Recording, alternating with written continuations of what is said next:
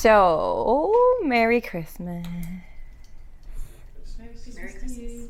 Today, December 23rd, it's not quite Christmas, but it is the midway point between the solstice and Christmas Day. And so we have this series of events happening kind of back to back, where we started with the solstice. Some of you joined in a ceremony that happened out in the middle of the boonies the other night.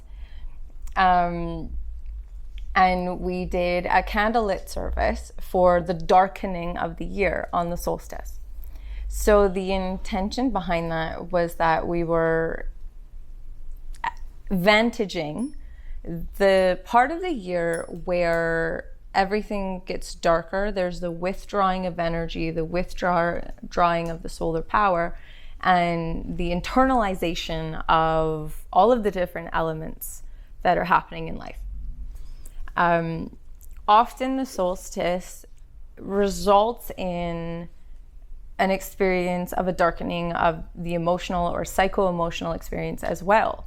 And so tonight's talk was more about that side of it, how the darkening of the year results in what is now recognized as a legitimate disease called SAD, where with the seasonal changes, people's emotional or psycho-emotional states are also going through an arc and a curve. This is not new information. This has been true since the beginning of humans paying attention to their own experience. We go with the seasons. Our habits go with the seasons. Our careers go with the seasons. Our chemical balance within our own bodies go with the seasons. Even hormonal and behavioral traits go with the seasons. Look at every animal. Everyone knows what happens in spring. And so there is this pattern that happens every year, and yet every year it takes us by surprise. Lifetime after lifetime, people are surprised. Year after year, people are surprised that when things start to get dark, they start to withdraw. They start to go, I don't know what's wrong with me. I can't come up with the energy. I can't come up with motivation. And it takes people by surprise over and over again. And so that is part of what we wanted to address. The darkening of this year, it's not something that is working against you. It is something that is designed for your advantage. Because what is as though humans only have one issue. What is one of the most plaguing issues that humans have? They do not respect themselves enough to rest. And so people are constantly pushing themselves for more, taking on more responsibilities, taking on more tasks, taking on more guilt, taking on more, and never actually relieving themselves of the things that they've completed, because they never actually stop to celebrate the completions. They don't celebrate the wins. When something has gone well or when we win, we usually just go, okay, but I still have a lot to do, and we just keep moving right through it. We don't actually stop and celebrate. And that's kind of what Christmas became about, is celebrating family, celebrating religion, celebrating consumerism, whatever it is that really the holiday becomes about for your family. And so we take this part of the year that is actually the darkest, most withdrawn time, and even if you just look at the traditions of this time of year, people don't stop to think where they came from. Why does the family gather around the hearth at Christmas? Because it's cold and they want to stay warm. And so they withdraw together as a community on the darkest and coldest time of the year, and they try and celebrate to give themselves hope to get through the point. Now, from December 21st to about New Year's, that is the darkest time of the year because the days are the shortest. And for whatever reason, even though we lose 3 minutes a day leading up to the solstice, from the summer solstice to the winter solstice, 3 minutes a day, your day gets shorter. From the winter solstice to the summer solstice, 3 minutes a day, your day gets longer. You gain or lose 3 minutes every day of daylight. Did you know that? I love threes, so that's something that I definitely knew. So every day you gain or lose 3 minutes. So what do you do with that 3 minutes? How does it add up? Play with that. That's my challenge, one of my many challenges. But even though leading up to the solstice, we are losing 3 minutes a day, for whatever reason, the way that the sun actually affects the earth, the darkest days of the year are actually after the solstice. So it's actually about a week, 6 days from the solstice into almost New Year's. That is the darkest part of the year. And that is also when we celebrate Christmas. And usually from Christmas Eve, Christmas Day, Boxing Day, we withdraw and we make it about something special. So we actually tend to gather together in communal formations for that darkest part of the year, which is also the most triggering part of the year for 2 reasons. One of them, the loss of sunlight and the loss of the stimulation that provides hormonally within your body. Your chemistry tanks. You can't produce energy for yourself. And so typically we just kind of even out. And that's why we do all of these exciting things and get really into the holidays or people, and we make it about something else in order to kick ourselves through that lull of energy. But the other reason is because, have you ever heard the saying that if you think you're enlightened, go visit your family? It's one of my favorites. That's the other reason, is because it's triggering, because usually you're going around people who are expecting you to be someone you're not anymore. And we've had talks in the past about how to negotiate that. How as you evolve and change throughout your life, the people who know you best don't actually recognize those changes usually in lifetime. And so, especially if you aren't engaging with your family on a daily basis, when you go and visit at the holidays, they're expecting you to be who they left you as. But then you show up as someone different, and they either don't acknowledge, can't see, or you hide who you've become. And so that's one of the other reasons that the season gets very triggering, because then humans go through this whole process of I'm not seen for who I am. No one sees who I really am. And one of my favorite sayings is that the most powerful thing for a human being to experience is to be witnessed. And as much as people love to receive, generally speaking, about 85% of us are crap at receiving gracefully.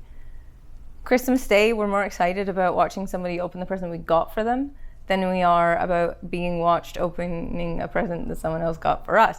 Because you open it and you don't know how to respond appropriately, or like what to say to the person who gave it to you.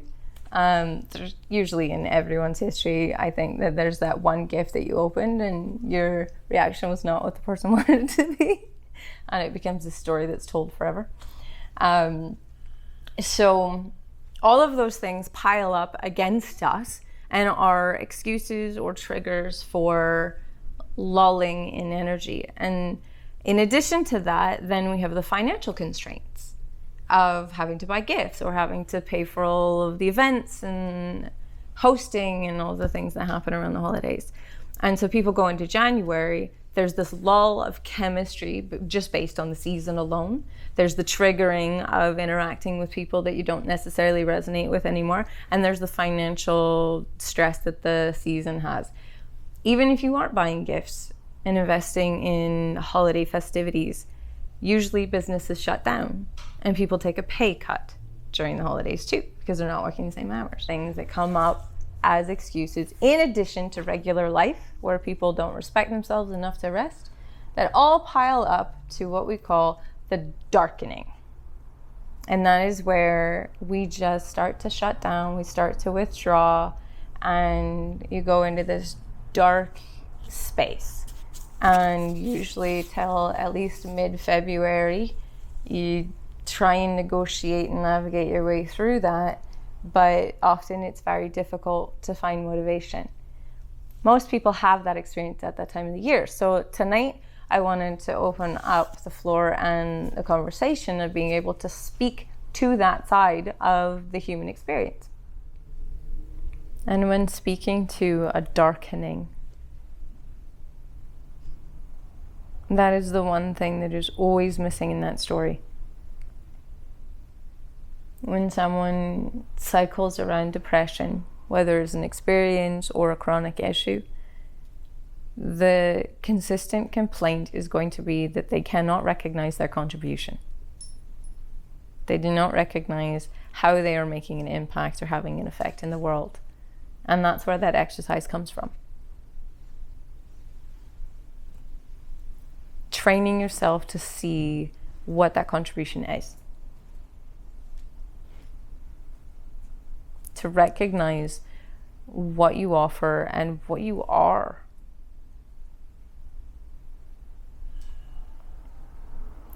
The other part of this whole conversation is the dark night of the soul, which is a term, it comes from religion, but it's a term that is more often than not completely misinterpreted.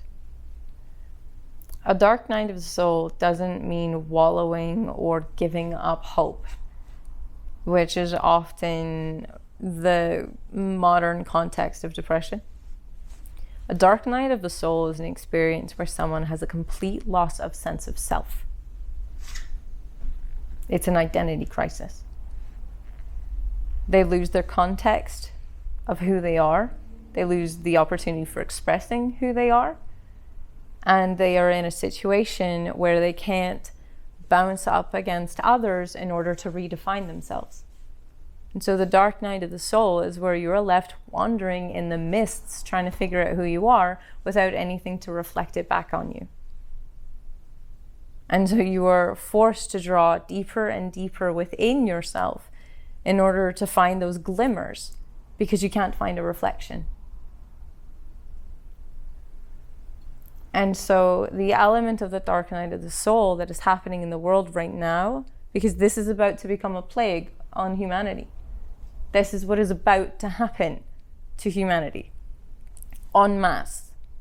Not depression, not mental illness, but an actual dark night of the soul experience of dis and misidentification. And the trick to getting themselves through it is they cannot look for reflections because there won't be any. The more humanity is forced to step into the authenticity of who they are, the less alike they will experience themselves as. The more strange they will experience themselves as. The more diverse they will experience themselves as. And so the more they go looking for like attracts like in order to define themselves by what they see reflected to themselves, the more confused they get. And so this is why, as I say that prayer, I say, you're not looking for reflections of yourself, you're looking for the glimmer where you reveal yourself, which is what I've been trying to talk about for the last year. Trying. And for the next few months, that is what we will be talking about. That glimmer of revelation of who you truly are under all of it. With or without other people bouncing up against and reflecting to you. With or without the experience of opportunities where you feel like you can show up as who you are. It doesn't matter. Because where you recognize who you are is behind closed eyes. And no one can ever validate what happened behind your closed eyes. And that is what we need to learn to do. Take confidence in what happens behind those closed eyes. What people need to be doing is leaning in to a deep practice of self-inquiry. a meditative experience, an experience where they go withdraw their energies, they withdraw their interactions, and they go deep within themselves, not to isolate, but to get a clean slate that isn't layers and layers of superimposed beliefs and understandings about oneself. In order to do that, you have to withdraw. Pratyahara is the yogic practice that takes you there. And that is what people are going into, with or without a practice. So if you don't take on a practice of intentionally withdrawing your energies and resources and going into that introspective space, if you don't do it intentionally, it's going to happen to you instead. Which means that life circumstances are going to push you into that isolating experience. Or you make a choice of doing it on purpose in a way that feels empowering instead. That is said both as a challenge and a prayer, but more than anything else, it is said as a warning for what is coming. And it is not a warning as in, heads up, life is going to suck, but a warning as in, take advantage. This is happening, so do it on purpose. I'm a surfer, so I'm the one who, when something feels like a tsunami is coming, I grab my board and I'm like, all right, this is going to be fun. So when I say these things and make these warnings, it's more like a weather report of what's coming. So pick your sport. It's going to be a windy day. Great if you're a kite surfer. There's going to be an earthquake under the ocean. That might be a good thing if you're a surfer. So it's all about learning to read the environment and take advantage of the cycles and the waves that are happening in this world. Instead of feeling like you are losing ground and starting to scramble to try and maintain that space, instead, take a look around and figure out where it's taking you. If you feel like you're sliding downhill, well, that's okay if you have a snowboard attached to your feet. And I'm using all these sport analogies because I'm saying, have fun with it. It's going to happen with or without your permission. So make it fun. Take advantage. Get the most out of it. Turn your experience into resin, into gifts, into sacrament, instead of into pain and complaints and plagues.